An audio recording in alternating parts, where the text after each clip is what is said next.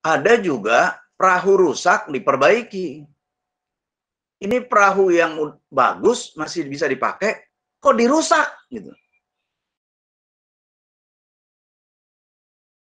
Dia bengong, nggak sampailah pemikiran dia nih apa yang dilakukan oleh Nabi Khidir. Ditanya, wahai Khidir, ini kenapa kok sampan ini dirusak, perahu ini dirusak? Kenapa begini? Ingat, wahai Musa, engkau tidak boleh bertanya sampai nanti aku jelaskan. Oh iya, iya. Nah udah, lebih baik kau nggak usah ikut terus katanya. Enggak, aku mau terus jalan sama engkau. Jalanlah. Sampai di satu tempat ada rumah,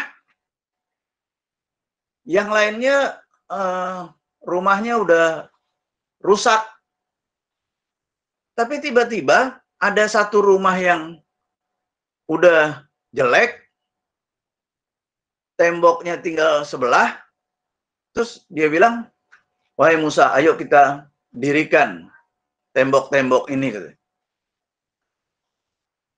Nabi Musa heran lagi. Ini kan udah hancur ini rumah, mestinya dihancurin sekalian. Rumah udah hancur malah dibangun. Ini kenapa begini? Kira-kira gitu. Terus Nabi Khidir bilang,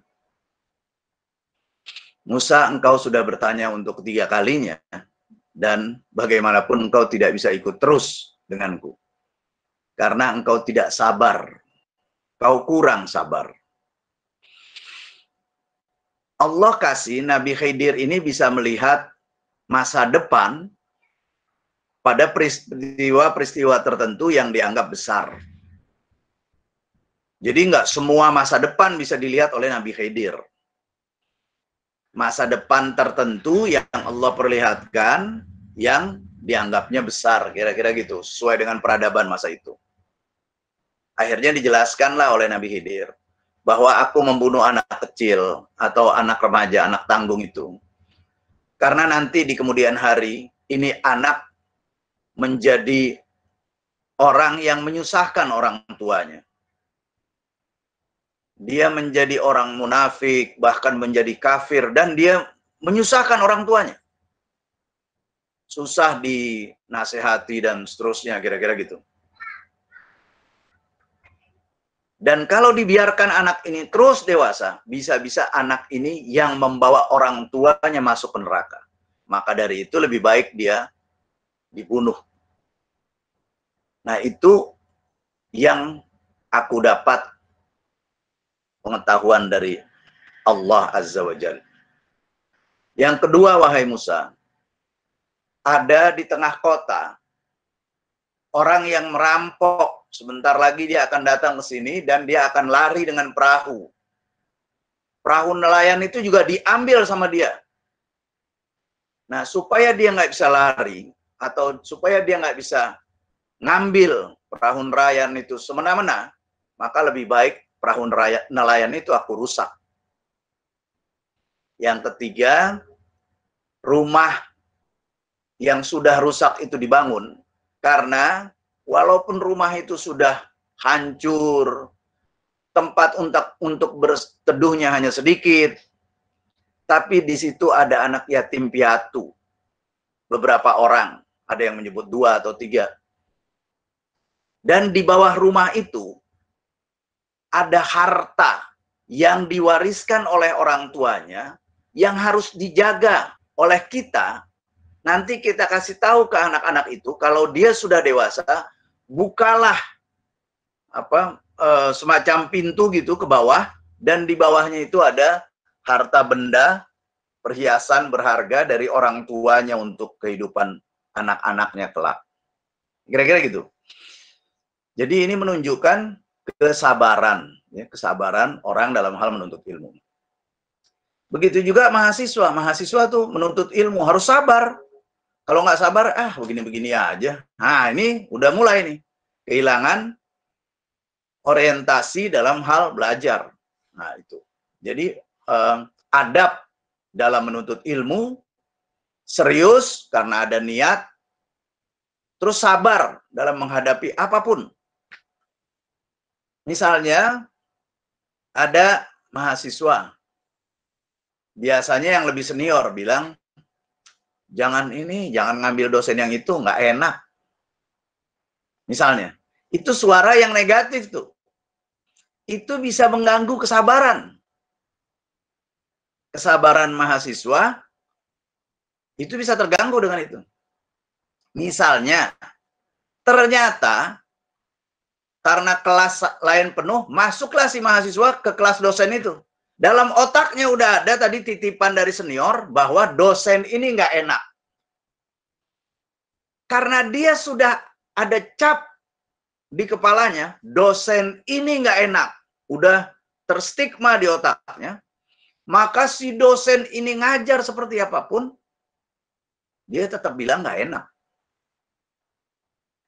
Nah, mestinya dia rubah. Bagaimana caranya supaya enak?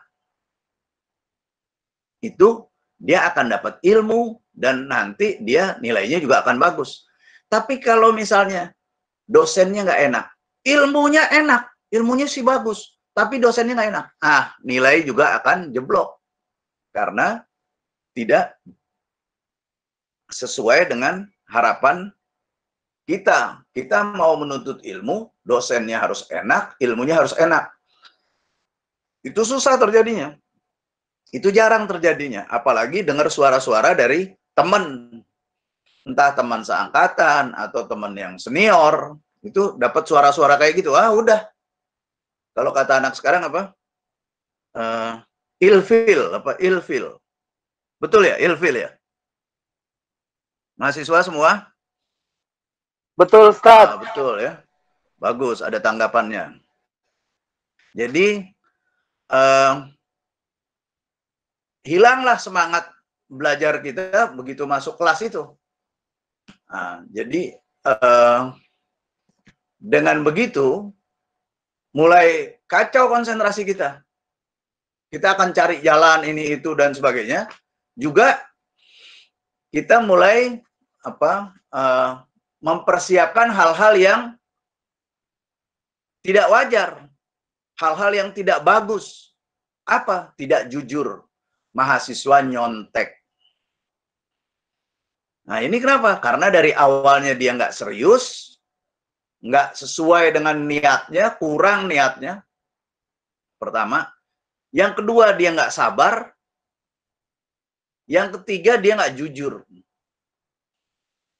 Nah, jujur dalam hal ini, dia harus ujian, misalnya menghadapi ujian, dengan kemampuan dia.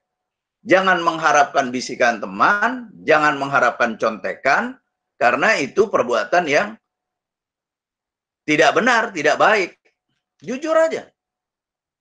Nah, kalau kita udah bisa berbuat itu, insya Allah kita sudah bersuara sesuai dengan hati nurani kita. Mahasiswa sekalian yang insya Allah dimuliakan oleh Allah, sekarang kita lihat surat Ali Imran ayat 79. Surat Ali Imran ayat 79. Surat Ali Imran ayat 79 berbunyi, wala ya'murakum an tattakhidul malaikah wan nabiyina. Ulangi. Itu ayat 80. Ayat 79. Ayat 79, maka li basyarin ayyutiyahullahul kitaba wal hukma wan nubuwata thumma yaqula lin-nasi kunu ibadalli min dunillahi walakin kunu rabbaniyina bima kuntum tuallimunal kitaba wa bima kuntum tadrusun. Artinya,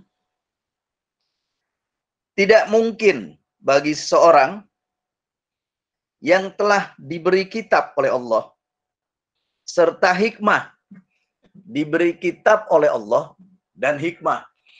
Hikmah itu ada yang mengartikan sunnah Nabi, ada yang mengartikan ilmu tertentu yang ilmunya tuh cukup besar gitu, ya.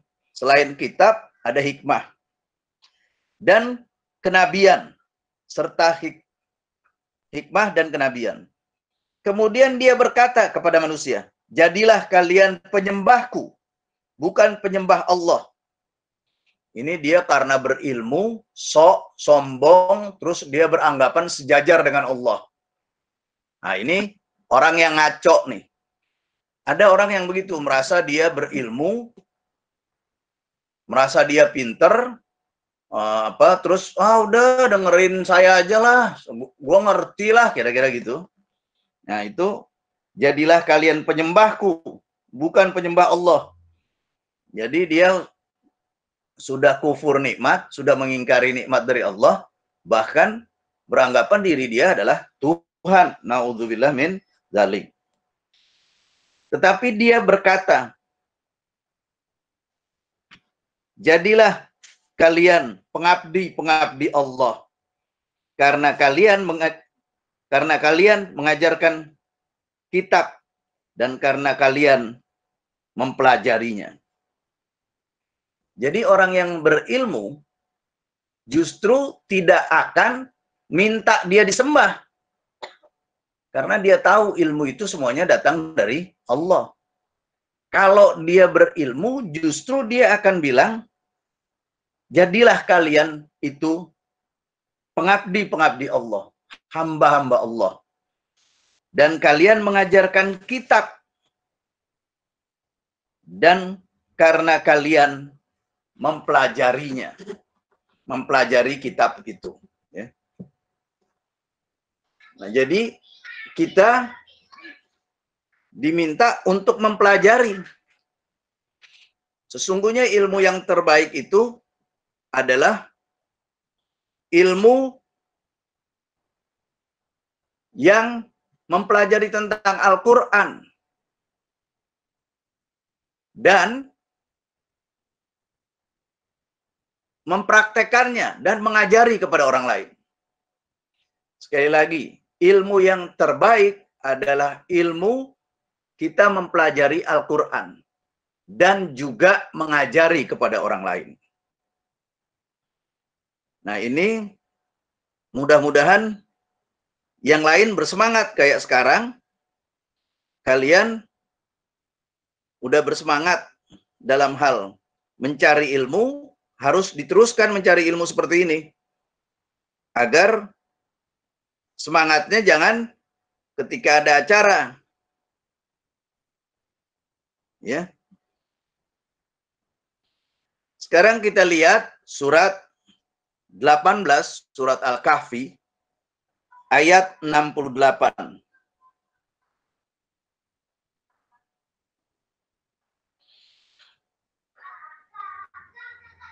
A'udzu billahi minasyaitonir rajim. Bismillahirrahmanirrahim. Wa kaifa tasbiru ala ma lam tuhit bihi khubra. Dan bagaimana engkau akan dapat bersabar atas sesuatu sedang engkau belum mempunyai pengetahuan, belum mempunyai ilmu yang cukup tentang hal itu. Jadi kita mendapatkan apapun harus bersabar, dan untuk bersabar itu kita harus punya ilmu. Jadi ilmu dengan sabar ini adalah hal yang terkait. Ya. Nah, mahasiswa semuanya yang insya Allah dimuliakan oleh Allah, judul atau tema pada kajian kali ini adalah adab dalam menuntut ilmu. Sudah bagus judulnya, karena memang dalam hal menuntut ilmu harus ada adabnya. Dalam hal menuntut ilmu harus ada adabnya. Jadi adab itu ada ulama yang mensejajarkan dengan akhlak, ada juga ulama yang mengatakan bahwa adab itu di bawahnya akhlak. Apapun namanya, tapi yang jelas kita tahu adab itu bagian dari apa? Tata cara yang harus dilewati. Ya. Kalau mahasiswa di sini ada yang dari Fakultas Hukum, nah itu tahu misalnya cara ngajar saya Muhammad Abudan ngajar di Fakultas Hukum. Itu kalau jadwalnya jam 7.30, saya kasih toleransi 15 menit. Saya kasih toleransi 15 menit. Batas toleransi telatnya 15 menit. Jadi sampai 7.45 boleh masuk kelas. Lewat dari 7.45 pintunya saya ganjel. Nggak bisa lagi masuk. Kenapa? Karena itu ada peraturannya. Satu, yang kedua, memang harus begitu. Karena kalau dibiarkan masuk, nggak ada habisnya. Dan ada mahasiswa yang hadir ke kelas hanya untuk absen. Dia nggak peduli ada ilmu atau nggak ada ilmu, saya yang penting absen, supaya bisa ikut ujian. Nah, jadi dia sebetulnya niatnya udah bukan untuk ilmu. Dia datang ke kampus untuk main, untuk absen, supaya bisa ikut ujian. Nah, ini mesti dibetulin. Wahai mahasiswa semuanya yang ikut acara kajian ini harus dibetulin. Terus, dulu saya ngajar di Fakultas Hukum. Lagi tengah-tengah ngajar, mahasiswa angkat tangan. Pak, izin Pak, ke belakang, ke kamar mandi. Ya, silahkan. Kira-kira 5 menit, mahasiswa keluar lagi. Mahasiswa keluar lagi. Mahasiswa keluar lagi. Mahasiswa di kelas itu jumlahnya 40 orang, yang keluar 9 orang atau 10 orang. Kan berasa itu. Dan dia keluar, itu sebetulnya bukan mau ke kamar mandi. Dia mau keluar, mau kumpul sama teman-temannya. Ntar kira-kira setengah jam dia udah di luar, dia masuk lagi. Karena dia tahu Pak Abudan ini ngajar mestinya 1 jam 40 menit. Seenggak-enggaknya Pak Abudan ada di kelas 1 jam 30 menit. Misalnya begitu. Dan ini dialami oleh dosen-dosen lain. Jadi mereka keluar sekitar 10 orang. Tinggallah 30 orang di dalam kelas. Saya tahu, saya tandain ini. Mahasiswa yang 30 orang itu adalah mahasiswa-mahasiswa yang serius menuntut ilmu. Akhirnya karena pengalaman, saya bilang begini. Begitu masuk kuliah pertama, dengarkan ya, yang boleh ke kamar mandi hanya 1 orang. Nanti kalau yang dari kamar mandi masuk ke kelas, maka yang di kelas punya hak untuk keluar lagi. Jadi bergantian. Nggak bisa izin, nggak bisa. Jadi, kalau misalnya si A ke kamar mandi, tunggu si A masuk kelas, maka si B mau kamar mandi silahkan. Tunggu si B masuk kelas, maka si C boleh kamar mandi. Gitu. Untuk pertama, kekompakan. Kedua, yang ke kamar mandi itu nggak bisa sembarangan. Karena dia ditungguin oleh teman-temannya yang lain, yang juga kebetulan mungkin dia lagi mau ke kamar mandi juga. Jadi begitu lama, dia masuk kelas, temennya pada, gitu. Nah, gitu. Itu apa dampak psikologisnya dari dia yang sebetulnya dia itu keluar bukan untuk kamar mandi. Nah, jadi dampaknya ke teman-teman. Ini untuk apa? Untuk menggugah semangat mahasiswa. Tapi saya bersyukur dengan saya begitu, banyak mahasiswa saya yang nilainya jadi bagus. Kenapa? Karena dia harus serius. Dipaksa untuk serius. Nah, mudah-mudahan itu bisa menjadi apa? Motivasi buat mahasiswa semua yang ikut kajian ini Seperti halnya keseriusan yang diperlihatkan oleh anak muda, walaupun dia datangnya telat, tapi dia